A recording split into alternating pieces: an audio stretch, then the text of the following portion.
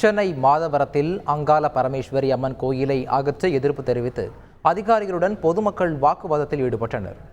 சென்னை மாதவரம் அசீஸ் நகரில் பழமை வாய்ந்த அங்காள பரமேஸ்வரி அம்மன் ஆலயம் ஒன்று உள்ளது.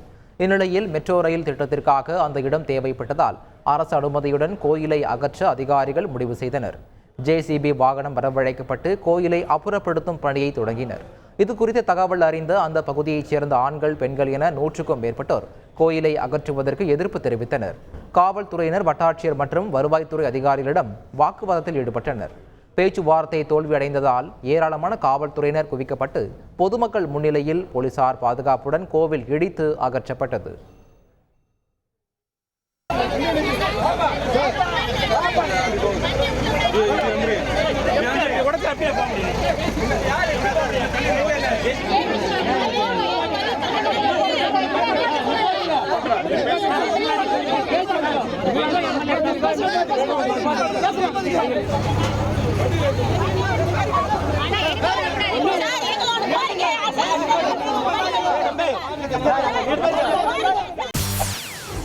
செய்திகளை உடனுக்குடன் தெரிந்து கொள்ள உடனே சப்ஸ்கிரைப் பண்ணுங்க.